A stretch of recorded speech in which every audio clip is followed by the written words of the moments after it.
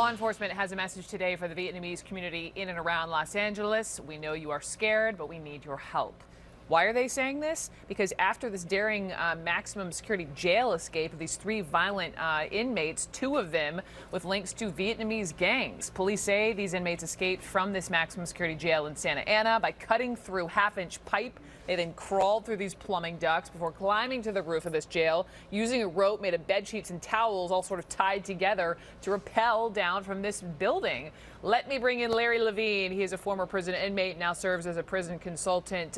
You are always incredible sort of on walking us through these jailbreaks, these prison escapes. And so, Larry, first to you, when you hear the details of the tying the bed sheets, it's like this is the stuff you see in the movies. How can this happen still?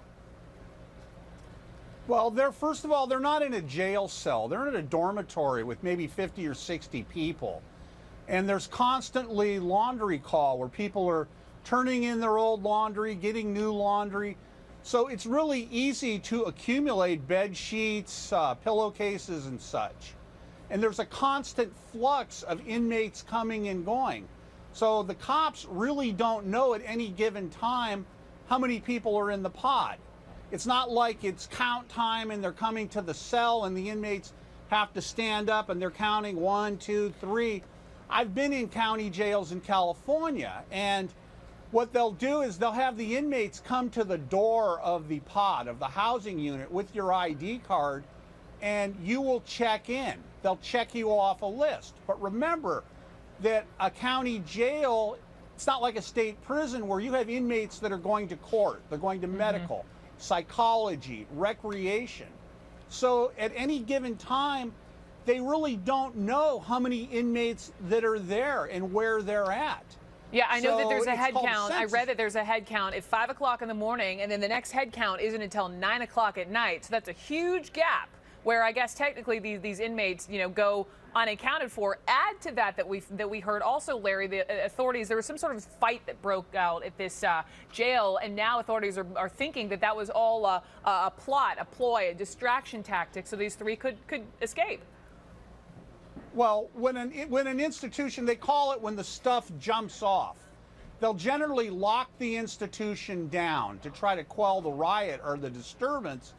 They're in a pod in an Orange County jail, which is, Orange County is like Vietnamese heaven. That's where they all went after the war. And I'm sure this pod was loaded with Vietnamese inmates. Two of the men that escaped were Vietnamese inmates.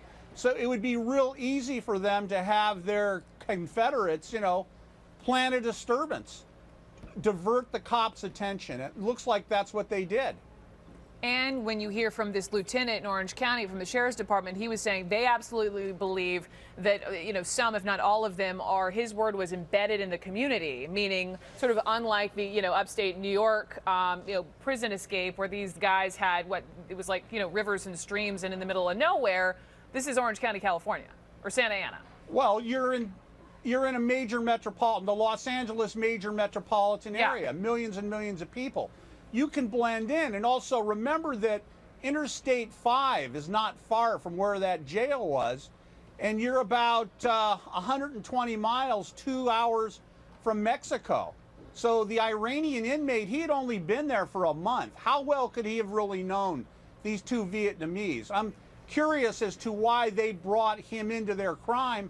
Maybe he provided them some outside resources they didn't have, such as transportation. But also, how did they get a hacksaw blade in there? This isn't like upstate New York. You don't have in a county jail inmate work crews working around tools.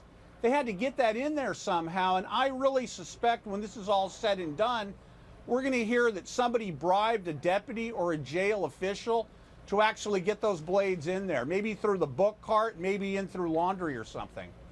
Unreal that we're talking about this again, and that one of them is convicted of murder. They're very, very dangerous, according to law enforcement. So if you see anything, obviously, if you're in this part of the country, call police. Larry Levine, we'll talk again. Thank you so much. Certainly, Brooke.